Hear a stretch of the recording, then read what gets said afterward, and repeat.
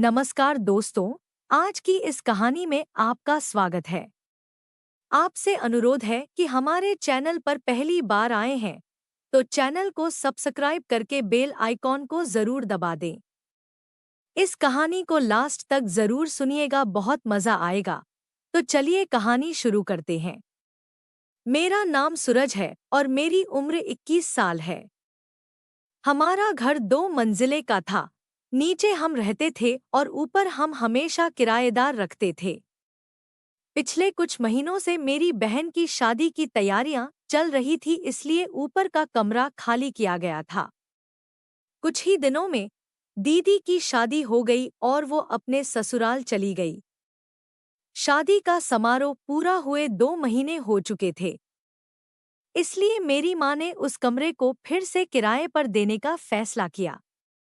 रोज कई लोग उस कमरे को देखने आ रहे थे, लेकिन मेरी माँ ने फैसला किया था कि वो कमरा केवल एक परिवार को ही देंगी, क्योंकि कॉलेज के छात्रों को कमरा देने पर वो बहुत शोर करते हैं और समय पर किराया भी नहीं देते हैं।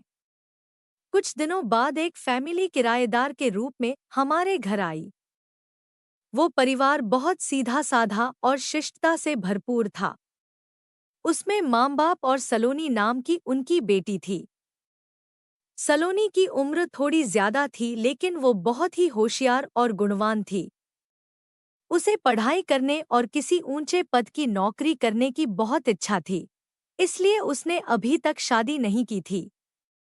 उसके माता पिता ने कई बार उसे शादी के लिए कहा था, लेकिन वो हमेशा कहती थी कि पहले मुझे एक अच्छी नौकरी मिल जाए, फिर मैं शादी के बारे में सोचूंगी। सलोनी के माता पिता भी उसके सपनों का समर्थन करते थे। सलोनी सच में बहुत पढ़ाकू लड़की थी। वो हर साल कॉलेज में टॉप करती थी। सलोनी अपनी पढ़ाई में इतनी मग्न रहती थी कि कभी-कभी तो मुझे भी उस पर बहुत गर्व होता था। दूसरी तरफ मैं भी पिछले 1-2 साल से परीक्षाओं की तैयारी कर रहा था। मेरा ग्रेजुएशन पूरा हो चुका था, लेकिन कुछ तकनीकी समस्याओं, खासकर इंग्लिश की वजह से मुझे पढ़ाई में बहुत दिक्कत आ रही थी। एक शाम की बात है, मैं और मेरी माँ घर में बैठकर टीवी देख रहे थे, तभी सलोनी हमारे घर आई। वो पिछले महीने का किराया देने आई थी। उसने मेरी माँ के हाथों में किराया पकड़ाया और जाने लगी। तभी मेरी माँ ने उससे पूछा कि सलोनी, तुम्हारी पढ़ाई कैसी चल रही है? सलोनी हंसते हुए बोली, हाँ आंटी, बहुत अच्छी चल रही है। उसकी बात सुनकर मेरी माँ को अचानक से एक आइडिया आया। वो बोली, सलोनी, हमारा सूरज भी परीक्षाओं की तैयारी कर रहा है, लेकिन उसे अंग्रेजी में थोड़ी मदद की जरूरत है। अगर तुम उसे पढ़ाओगी तो उसे बहुत फायदा होगा। सलोनी बोली कि मुझे सूरज की मदद करने में कोई दिक्कत नहीं होगी और उसे पढ़ाते समय मेरा भी अभ्यास हो जाएगा। मेरी माँ ने तुरंत तय किया कि कल से सूरज तुम्हारे पास आ जाएगा और तुम उसे पढ़ा देना। सलोनी बोली कि ठीक है आंटी, और वैसे भी मैं दिन भर अकेले पढ़ाई करती रहती हूँ। अगर सूरज भी मेरे साथ पढ़ाई करेगा तो इसमें हम दोनों का फायदा होगा। फिर दूसरे दिन तय समय के अनुसार मैं सलोनी के पास कुछ किताबें लेकर गया। वो कमरे में बैठकर पढ़ाई कर रही थी। उसका दरवाजा थोड़ा सा खुला था, इसलिए मैंने हल्के से दरवाजे पर दस्तक दी। उसका ध्यान मेरी ओर गया। वो तुरंत उठी और हंसते हुए बोली कि आओ सूरज, मैं तुम्हारा ही इंतजार कर रही थी। उसने मुझे बैठने के लिए कुर्सी दी। वो बोली कि क्या मैं पूछ सकती हूँ कि तुम कब से तैयारी कर रहे हो? मैंने बताया, मैं पिछले 1 साल से कुछ किताबें पढ़ रहा हूँ। इस पर वो हंसते हुए बोली कि अच्छा ठीक है, लेकिन मुझे तुम पर काफी मेहनत करनी पड़ेगी। सलोनी सच में बहुत होशियार थी। वो अलग अलग विषयों पर मुझे भरपूर जानकारी देती थी। उसके बोलने और समझाने के अंदाज से मुझे उसके ज्ञान का पता चल जाता था। एक दिन मैंने उससे कहा कि सलोनी, मुझे तो इन सब बातों की बहुत कम जानकारी है। वो बोली कि तुम चिंता मत करो, मैं धीरे धीरे तुम्हें सब कुछ सीखा दूंगी और फिर तुम भी आत्मविश्वास के साथ पढ़ाई करोगे। सलोनी घर पर अकेली रहती थी क्योंकि उसके माँ बाप दोनों नौकरी के लिए सुबह ही बाहर चले जाते थे और शाम को वापस घर लौटते थे। मुझे सुबह, दोपहर, शाम या जब भी समय मिलता था, मैं उसके घर पढ़ाई करने चला जाता था। अब हमारे बीच काफी अच्छी दोस्ती हो गई थी। सलोनी बहुत खूबसूरत थी। उसके काले लंबे बाल, पतली कमर और चांदी सा चमकता रंग उसे और भी खूबसूरत बना देते थे। गले के नीचे से वो इतनी आकर्षक थी कि कोई भी उसे देखकर मोहित हो जाए। वो हमेशा पंजाबी सूट पहनती थी और दुपट्टे के इस्तेमाल से उसकी सुंदरता और भी निखरकर सामने आती थी। कुछ महीनों बाद बैंक में एक अच्छे पद की नौकरी के लिए वैकेंसी निकली थी, इसलिए हम दोनों उस परीक्षा की तैयारी करने में लग गए थे। मुझे बैंकिंग क्षेत्र की नौकरियां ज्यादा पसंद है, इसलिए मैं इस मौके का फायदा उठाना चाहता था। एक दिन कुछ काम के चलते मुझे उसके घर पढ़ाई के लिए जाने में देर हो गई।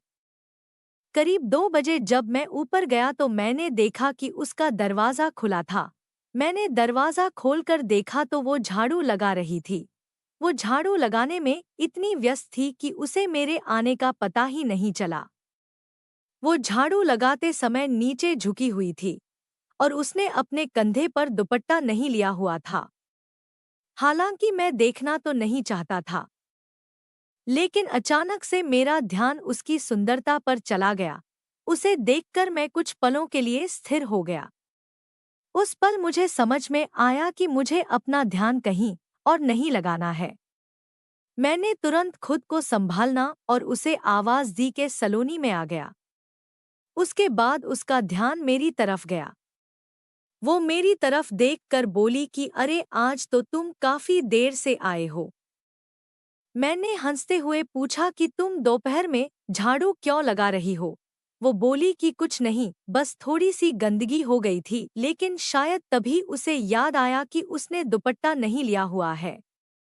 वो तुरंत झाड़ू वहीं रखकर पीछे वाले कमरे में भाग गई और कुछ ही पलों में वो दुपट्टा लेकर बाहर आई। मुझे उस पल थोड़ी शर्मिंदगी महसूस हुई। मैं अंदर गया और कुर्सी पर बैठ गया। वो भी मेरे सामने आकर बैठ गई और फिर हम दोनों पढ़ाई करने लगे। हमने अपनी किताबों में ध्यान लगाकर पढ़ना शुरू किया। दोपहर में हम जब भी पढ़ाई करते थे वो हमेशा कुछ नाश्ता बनाती थी और मुझे भी खिलाती थी। आज भी वो खाने के लिए पकौड़ियाँ लेकर आई थी। 5 बजे वो बोली कि मुझे बाजार से कुछ सामान लाना है, लेकिन बहुत आलस आ रहा है। मैंने उसे चिढ़ाते हुए कहा कि मुझे बता दो क्या क्या लाना है, मैं ले आऊंगा। वो बोली कि नहीं, तुम नहीं ला सकते। फिर मैंने थोड़ा मजाक करते हुए कहा कि अरे ऐसा क्या है जो मैं नहीं ला सकता। वो हंसते हुए बोली कि तुम रहने दो, मैं ही चली जाऊंगी। मैंने कहा कि अच्छा ठीक है, अगर तुम्हें आलस आ रहा है तो मैं तुम्हें गाड़ी से लेकर चलूंगा। तुम जल्दी से अपना सामान ले लेना और जल्दी से वापस घर लौट आएंगे। मेरी बात सुनकर वो थोड़ा सोचने लगी और बोली कि चलो फिर ठीक है। शाम को 6 बजे मैंने अपनी बाइक निकाली और नीचे इंतजार करने लगा। थोड़ी देर में सलोनी नीचे उतर कर आई। उसने चटक लाल रंग का एक पंजाबी सूट पहनी हुई थी। मेरी नज़र एक बार उस पर गई और टिकी ही रह गई। मैंने खुद को संभाला और गाड़ी चालू की। वो बैठने वाली ही थी तभी मैंने उससे कहा कि सलोनी अपना दुपट्टा संभाल के रखना। उसने अपना दुपट्टा ठीक किया और दोनों पैरों को इधर-उधर करके बाइक पर बैठ गई। उसने हम दोनों के बीच में थोड़ा सा फासला रखा हुआ था। हमारे गांव के रास्तों पर बहुत गड्ढे हैं और मेरी बाइक भी पुरानी थी, इसलिए हमें बहुत झटके लग रहे थे। झटकों की वजह से कुछ ही देर में सलोनी ने अपना कोमल हाथ मेरे कंधे पर रख दिया। उसके स्पर्श से मुझे बहुत अच्छा लगा, लेकिन मैंने अपना पूरा ध्यान बाइक चलाने पर केंद्रित रखा। हम बाजार पहुंचे और उसने जल्दी से अपना सामान खरीदना शुरू कर दिया। हमें वहाँ ज्यादा समय नहीं लगा और सामान खरीदने के बाद हम दोनों वापस घर लौटने लगे। लौटते समय भी वो पिछली सीट पर बच्चों की तरह बैठी हुई थी, लेकिन अब हमारे बीच में दूरी थोड़ी कम हो गई थी। वो मुझसे इतना सट के बैठी हुई थी कि उसके शरीर का संपर्क मुझे अपनी पीठ पर महसूस हो रहा था। उसने अभी भी अपना हाथ मेरे कंधे पर रखा हुआ था, जिससे मेरे मन में अनगिनत विचार आने लगे थे। खराब रास्तों की वजह से जब भी वह थोड़ा सा हिलती थी, तो मैं उसके शरीर के धक्कों को महसूस कर पाता था और इससे मेरा मन गड़बड़ाने लगा था। फिर भी मैंने अपने मन को शांत रखने की कोशिश की। कुछ ही देर में हम घर पहुंच गए। मैंने गाड़ी रोकी और उसे उतरने के लिए कहा। मुझे थैंक यू बोलकर वो सीढ़ियों से चढ़कर अपने घर चली गई। मैंने घर पहुंचते ही खुद को उसके विचारों में खो दिया। मेरे मन में विचारों का तूफान था। मैं खुद से पूछ रहा था कि सूरज, तुम्हें क्या हो गया है? तुम जिसे दीदी कहते हो, उसके बारे में ऐसा कैसे सोच सकते हो? ये ठीक नहीं है। लेकिन दिमाग और शरीर दोनों पर काबू पाना मुश्किल हो गया था। फिर भी मैंने अपने विचारों को दबाकर शांत रहने की कोशिश की। अगले दिन सुबह 10 बजे मैं उसके घर गया। वो कुर्सी पर बैठी हुई थी और मुझे देखते ही उसने तेजी से अपनी ओढ़नी कंधे पर रख ली। ये उसकी आदत थी। जब मैं उसके साथ होता था तो वो हमेशा दुपट्टा ओढ़ कर रखती थी, लेकिन जब वो अकेली होती थी तब वो दुपट्टे को किनारे रखकर बेफिक्र रहती थी। मैं अपनी जगह पर बैठ गया, पढ़ाई शुरू कर दी। थोड़ी देर बाद वो मुझसे बोली कि मैंने कल तुमसे पोल्यूशन के ग्राफ के बारे में पूछा था, क्या आज तुम मुझे ग्राफ बनाना सिखाओगे? मैंने कहा हाँ, तुम उसकी चिंता मत करो, मैं तुम्हें अच्छे से सिखा दूंगा। मैं अपनी जगह से उठा और उसके पलंग के पास जाकर बैठ गया। वो ग्राफ बनाने की कोशिश कर रही थी लेकिन बार बार गलतियां कर रही थी। मैंने कहा ये ऐसा नहीं है, पेंसिल इधर लाओ, मैं बनाकर दिखाता हूँ। मैंने उसकी पेंसिल लेकर अपनी किताब पर ग्राफ बनाकर दिखाया। वो हैरान होकर बोली कि सूरज, तुमने तो बहुत अच्छे से बनाया है। मैंने कई बार कोशिश की लेकिन मुझसे नहीं बना। मैं हंसते हुए बोला कि मैंने तुमसे कहा था ना कि थोड़ा अभ्यास करोगी तो तुम भी कर पाओगी। उसने फिर से बनाने की कोशिश की लेकिन उससे फिर नहीं बना। उसने थोड़ी निराशा के साथ मेरी तरफ देखी और बोली कि सूरज, मुझे अच्छे से सीखा दो ना। उसकी आवाज में मिठास और चेहरे पर मासूमियत देखकर मुझे कुछ खास महसूस हुआ। मैं थोड़ा हंसते हुए बोला कि ठीक है, तो फिर हम ऐसा करते हैं कि अब मैं तुम्हारा हाथ पकड़कर सिखाऊंगा। उसकी सहमति लेकर मैं उसके बाईं तरफ पलंग पर बैठ गया। उसने दीवार के पास थोड़ा खिसक कर मुझे आराम से बैठने की जगह दे दी। मैंने उसके हाथ में पेंसिल दी और कहा कि अब तुम धीरे धीरे हाथ हिलाओ। उसने अपने हाथ को सही स्थिति में रखा और मैंने उसके हाथ को हल्का सा सहारा देकर पेंसिल चलाना शुरू किया। जैसे जैसे मैं उसका हाथ चला रहा था, मेरी कोहनी उसके गले के नीचे वाले हिस्से को छू रही थी। मैंने कोशिश की कि ऐसा ना हो, लेकिन इसे टालना मुश्किल था। इस सब के बावजूद भी उसने मुझसे कुछ नहीं कहा, लेकिन उसके स्पर्श का मेरे मन पर गहरा असर हो रहा था। मैंने कहा कि अगर हाथ खुला छोड़ दिया जाए तो आसान हो जाएगा। तभी पेंसिल का नोक टूट गया। मैंने उसके हाथ से अपना हाथ हटाया और कहा कि थोड़ा रुको, मैं किचन से पानी पीकर आता हूँ। मैंने किचन में जाकर ठंडा पानी पिया लेकिन पानी पीने के बाद भी मेरे दिल की धड़कन शांत नहीं हुई। उसके हर कदम और हर हरकत का ख्याल मेरे मन में था। तभी कमरे से आवाज आई कि सूरज, जल्दी से आओ, इतना समय क्यों लगा रहे हो? यह सुनकर मैं फिर से उसके पास गया। उसने एक नई पेंसिल ले ली और उसे अच्छी तरह से धारदार बना लिया। मैंने फिर से उसके हाथ पर अपना हाथ रखा और ग्राफ बनाने लगा। वो चुप थी लेकिन उसकी सांसों की आवाज साफ सुनाई दे रही थी। मैंने धीरे से उसके चेहरे की तरफ देखा तो मैंने देखा कि उसने अपनी आंखें बंद कर रखी थी। मैंने उससे पूछा कि क्या हो गया? तुमने अपनी आंखें क्यों बंद कर रखी है? तुम्हें नींद आ रही है क्या? उसने चौंक कर आंखें खोलते हुए कहा कि सॉरी सूरज, मेरा ध्यान कहीं और चला गया था। मैंने फिर से उसके हाथ को पकड़ा, लेकिन इस बार मेरा मन और भी अलग दिशा में भाग रहा था।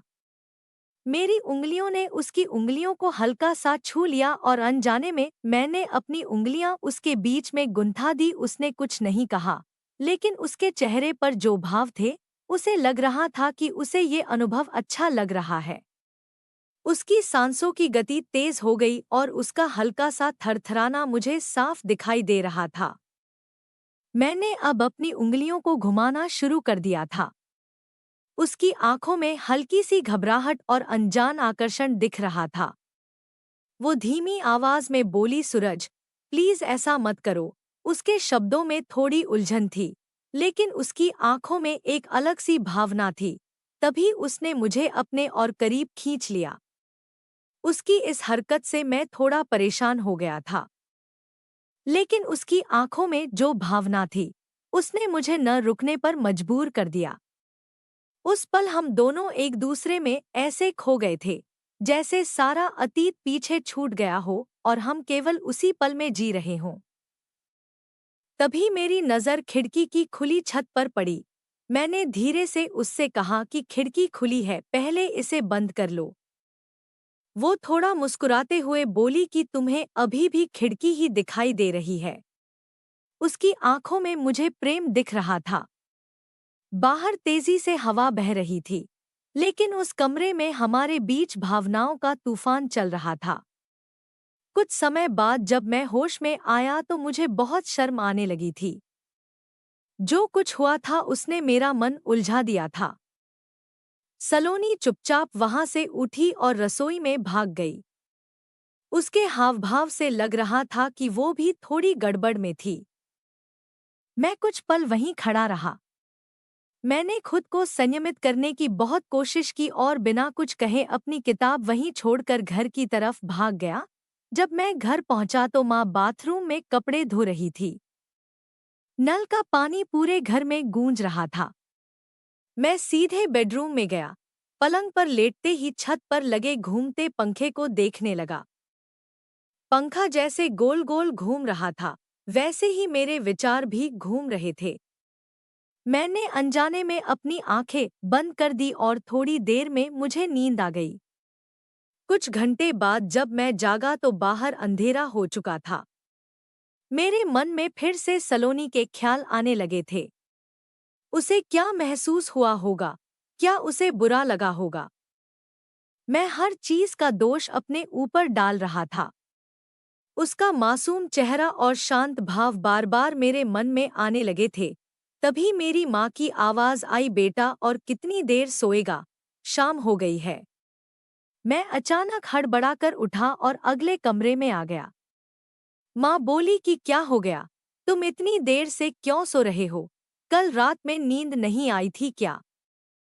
मैंने जानबूझकर मुस्कुराते हुए कहा कि हाँ माँ, कल रात अच्छे से नींद नहीं आई थी, इसलिए मैंने दिन में अच्छी नींद ले ली। अगले 2 दिन में सलोनी के घर नहीं गया और उसने भी मुझे नहीं बुलाया। पहले मैं जब भी उसके घर नहीं जाता था तो वो हमेशा मुझे बुला लेती थी, लेकिन इस बार वो चुप थी। ये सब मुझे बहुत खटक रहा था। मैं अपना ज्यादातर समय घर में ही बिता रहा था। माँ ने एक बार पूछा कि क्या हुआ? 2 दिनों से तुम पढ़ाई करने के लिए सलोनी के पास नहीं जा रहे हो। मैंने बस किसी बहाने से उन्हें शांत किया। तीसरे दिन सुबह मैं बगीचे में पेड़ पौधों को पानी दे रहा था। तभी अनजाने में मेरी नज़र ऊपर वाले माले पर पड़ गई। सलोनी वहीं खड़ी थी और उसकी भी नज़र मुझ पर थी। लेकिन मेरे देखते ही उसने तुरंत अपनी नजरें चुरा ली। थोड़ी देर बाद मैंने फिर से देखा, वो अभी वहीं खड़ी थी, लेकिन इस बार उसकी नज़र मुझ पर नहीं थी। तभी मेरी माँ बाहर निकल आईं और उनकी नज़र सलोनी पर पड़ गई। वो सलोनी से बोली कि क्या बात है सलोनी, 2 दिन से पढ़ाई बंद है? ऐसा लगता है कि कोई समस्या है। सलोनी झिझकते हुए बोली, नहीं आंटी, परीक्षा नजदीक है इसलिए पढ़ाई कर रही हूँ। और सूरज कहता है कि उसका सिर दर्द कर रहा है इसलिए वो नहीं आया। माँ ने मेरी तरफ मुड़कर पूछा, क्या हुआ है तुझे? तुमने मुझे कुछ क्यों नहीं बताया? मैंने जल्दी से जवाब दिया, हाँ माँ, थोड़ा सिर दर्द कर रहा था, लेकिन अब ठीक है। फिर मैंने सलोनी की तरफ देखा और कहा, आज मैं पढ़ाई के लिए आऊँगा। उसने धीरे से कहा, ठीक है। थोड़ी देर बाद मैंने अपनी किताबें लेने के लिए बैग खोला तो मुझे ध्यान आया कि मेरी किताबें तो सलोनी के पास ही रह गई थी। इसलिए मैंने जानबूझकर एक ऐसी किताब उठाई जो ज्यादा काम की नहीं थी। उसे हाथ में लिया और सलोनी के घर जाने के लिए सीढ़ियों चढ़ने लगा। सलोनी हमेशा की तरह अपने कंधे पर किताब रखकर पढ़ रही थी। मैंने उससे कोई बात नहीं की और सीधा कुर्सी पर बैठकर किताब खोल ली, पर काफी ध्यान लगाने के बाद भी मेरा पढ़ाई में ध्यान नहीं लग रहा था। कुछ समय बाद मेरी सहन शक्ति का बांध टूट गया। मैं सलोनी की तरफ देखते हुए बोला, सलोनी। लेकिन इतना कहकर मैं रुक गया। वो अभी भी अपनी पढ़ाई में मगन थी। मैंने फिर से उसका नाम लिया तो वो बोली, हाँ बोलो सूरज, क्या बात है? मैं थोड़ा घबराते हुए बोला कि उस दिन जो भी हुआ उसके लिए सॉरी। सलोनी ने हल्की सी मुस्कुराहट के साथ कहा कि कोई बात नहीं सूरज, तुम उस बारे में ज्यादा मत सोचो, जो होना था वो हो चुका है। अब सब भूलकर अपनी पढ़ाई पर ध्यान दो। सलोनी की समझदारी ने मुझे बहुत हल्का महसूस कराया और इससे मुझे उसके प्रति और भी ज्यादा सम्मान महसूस हुआ। मैंने चुपचाप पढ़ाई शुरू की। थोड़ी देर बाद उसने कहा कि सूरज, तुम उस बात पर ज्यादा विचार मत करो। अगले महीने हमें परीक्षाएं देनी है। अब बस अपनी अपनी पढ़ाई पर ध्यान दो। इस बार हमें पास होना है। इसके बाद हम दोनों सच में मन लगाकर पढ़ाई करने लगे। वो मेरी हर तरह से मदद करती थी और प्रोत्साहित भी करती रहती थी, लेकिन मेरे मन में उसके लिए भावनाएं बढ़ती ही जा रही थी। मुझे वो बहुत पसंद आने लगी थी। परीक्षा होने में 7 दिन बाकी रह गए थे। उस दिन मैं सलोनी के पास गया और अपने साथ एक गुलाब का फूल ले गया। पढ़ाई करते समय मैंने बहुत सोचा कि उसे ये फूल दूं या नहीं दूं। आखिरकार हिम्मत करके मैंने उसे गुलाब का फूल दे दिया। वो नीचे देख रही थी, लेकिन जब उसने मेरे हाथ में गुलाब देखा तो उसके चेहरे पर हल्की सी मुस्कान आ गई। उसने मुस्कुराते हुए थैंक यू बोला और मेरे हाथ से फूल ले लिया। उसकी प्रतिक्रिया देखकर मेरा आत्मविश्वास बढ़ गया था। मैंने हिम्मत जुटाकर कहा कि सलोनी, मैं तुमसे कुछ कहना चाहता हूँ। मैं उम्र में तुमसे कुछ साल छोटा हूँ, लेकिन मुझे तुम बहुत पसंद आ गई हो। सलोनी ने थोड़ी देर सोचा और शांत स्वर में कहा कि सूरज, मैं भी तुम्हें पसंद करती हूँ। ये सुनकर मेरा दिल खुशी से भर गया। मैं खुद को 7वें आसमान पर महसूस कर रहा था। मैंने खुशी से सलोनी को गले लगा लिया, लेकिन सलोनी तुरंत गंभीर हो गई और बोली कि सूरज, हमें इस समय अपनी परीक्षा पर ध्यान देना चाहिए। हमारी पढ़ाई पूरी होने के बाद हम इस बारे में बात कर सकते हैं। इसके बाद हमने और भी मेहनत से पढ़ाई की। हम दोनों ने परीक्षा दी और दोनों अच्छे नंबरों से पास हो गए।